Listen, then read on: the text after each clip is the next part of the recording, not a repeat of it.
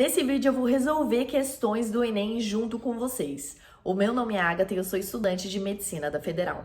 Todas as questões são do último Enem, tá? Do primeiro dia é o caderno amarelo e do segundo dia é o caderno cinza, tá bom? Vamos resolver a questão 39 de linguagens, tá? Do caderno amarelo do último Enem, do Enem 2021. Sempre a gente começa pelo comando mais o enunciado, tá?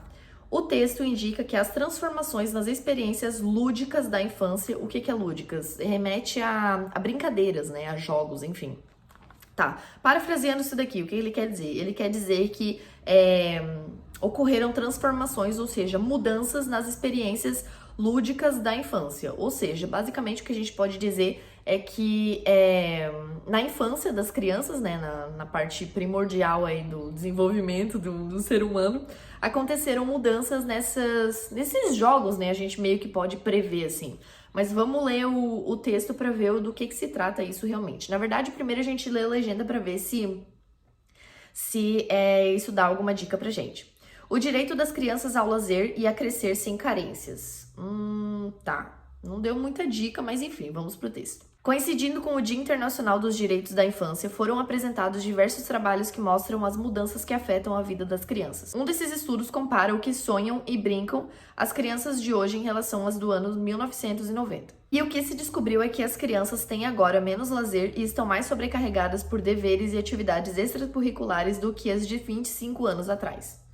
As crianças de hoje não só se dedicam menos tempo para brincar, como também quando brincam, a maioria não faz com outras crianças no parque, na rua ou na praça, mas em casa e muitas vezes sozinhas. Gente, eu tô péssima com leitura hoje. E já não brincam tanto com brinquedos, mas com aparelhos eletrônicos, entre os quais predomina o jogo individual com a máquina. Então, gente, essa prova aqui foi a que eu fiz mesmo lá no dia do Enem. Então, eu marquei aqui as partes mais importantes, tá? As partes mais importantes desse texto eu vou ler aqui agora para vocês. Tem agora menos lazer, ou seja, as crianças de hoje têm menos lazer e estão mais sobrecarregadas por deveres e atividades extracurriculares do que as de 25 anos atrás. Ou seja, elas têm mais deveres e precisam fazer mais coisas, assim, no sentido de ter que fazer e não no sentido de brincar, do que as crianças de antigamente, né? Então, elas têm mais obrigações do que lazer, literalmente. Outra parte, olha, ó, menos tempo para brincar eu também marquei.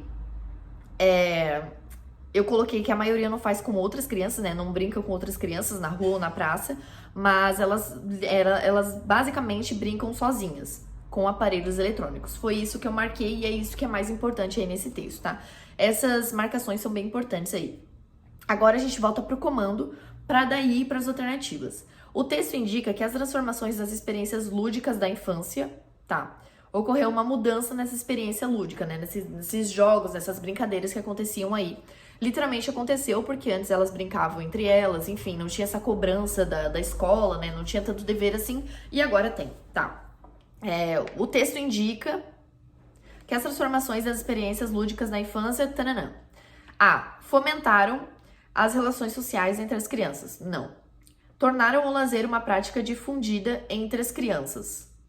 Não, porque o lazer sempre foi praticado pelas crianças. C. Incentivaram a criação de novos espaços para se divertir. Ninguém falou ali de novos espaços para se divertir. D. Promoveram uma vivência corporal menos ativa. Exatamente, mas calma que a gente já volta. E. Contribuíram para o aumento do tempo dedicado para brincar. Não, esse tempo diminuiu, né? Porque ele falou ali que os deveres aumentaram. Mas a D. Por quê? Porque promoveram uma vivência corporal menos ativa, tá? Porque as crianças só ficam enfurnadas dentro de casa, ele falou isso no texto, né? Brincando geralmente sozinhas aí com aparelhos eletrônicos. É por isso que a D está correta. Agora vamos ler, na verdade vamos resolver a questão 81 desse mesmo caderno, tá? A questão é de humanas. Qual comportamento coletivo é criticado no trecho da letra da canção lançada em 1979? Tá, aqui a principal coisa que a gente tem que marcar nesse enunciado na verdade o comando, né? Comportamento coletivo criticado. Então, a gente precisa descobrir qual que é esse comportamento e esse comportamento que, na verdade, é criticado, tá certo? Então, a gente vai pro texto. Vocês que fazem parte dessa massa que passa nos projetos do futuro, é duro tanto ter que caminhar e dar muito mais do que receber. Na verdade, é uma música, né? Vida de gado, povo marcado e povo feliz. Gente, assim, ó, eu acho que A resposta dessa questão, ela foi dada ali nesses últimas 3 frases ali. Frases que é estrofe, né? Sei lá como é que é o nome desse negócio. Vida de gado, povo marcado e povo feliz. Por quê? Porque ele juntou essa vida de gado com a questão de que os gados, eles seguem a multidão, eles seguem a massa, né? Eles seguem o que a galera tá fazendo, eles não têm opinião, eles não... Como é que eu posso dizer? Eles não colocam a opinião deles, eles ficam, beleza, então é isso aí mesmo. Aquela pessoa falou aquilo lá, então beleza, tá tudo certo, entendeu? Todo mundo vive na paz, ninguém agride ninguém fala o que pensa, e todo mundo vive aí, literalmente numa massa, né? E numa vida de gado, né? Povo, até que depois ele fala, povo marcado, povo feliz. Por quê? Porque fazem o que quiser com essas pessoas. Enfim, agora a gente volta pro comando de novo. Qual comportamento coletivo é criticado? A. Militância política? Não, porque ele tá falando justamente que não acontece essa militância política. B. Passividade social? Exatamente o que a gente falou agora. Porque se é um povo que não faz nada, é um povo passivo. C. Altruísmo religioso? Alguma parte falou sobre religião aqui? Não. D. Autocontrole moral? Não. E. Inconformismo eleitoral? Também não, porque ninguém tá inconformado. Todo mundo tá bem conformado, inclusive. Foi isso de humanas. Agora, a gente vai para o segundo dia, tá? O caderno cinza do Enem 2021, a questão 124 de Ciências da Natureza. Em qual etapa decanta-se o lodo a ser separado do esgoto residencial? Tá, a parte que eu marquei aqui é, em qual etapa o lodo é decantado para ser separado do esgoto? Então, a gente precisa encontrar a parte da decantação, tá bom?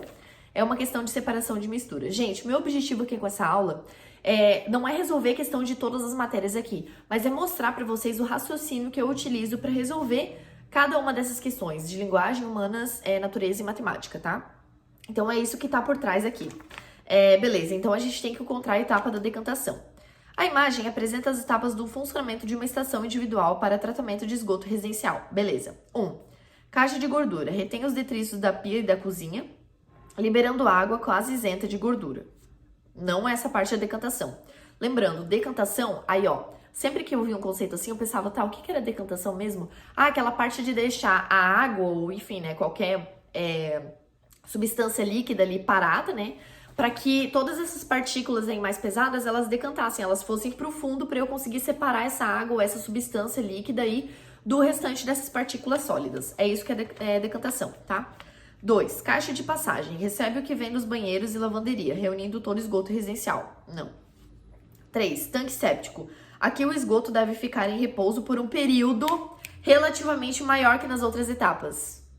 Por quê? Tem que ficar em repouso para conseguir decantar. Vocês já pegaram, né? 4. Caixa de inspeção. Facilita a distribuição dos efluentes. Também não. 5.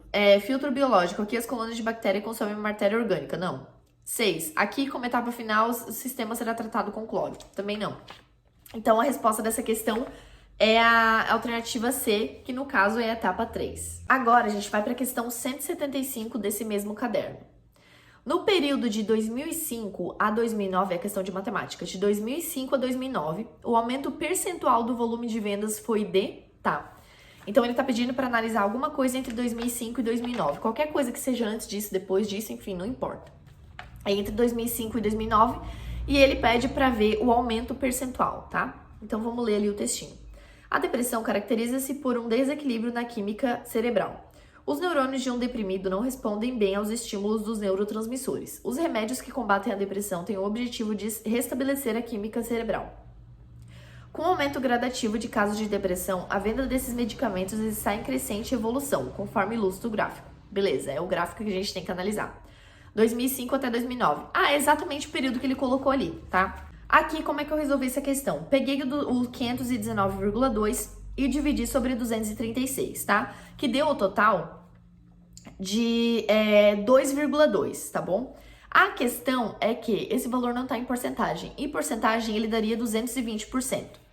Só que, gente, você concorda comigo que ele quer o aumento percentual? Se ele quer o aumento percentual, quanto aumentou, eu preciso tirar 100%. Porque 100% era o que já tinha antes, entendeu? Ele quer o aumento, que aumentou de 100%. Aí a gente fica com 120. É esse o raciocínio que eu utilizei para resolver essa questão.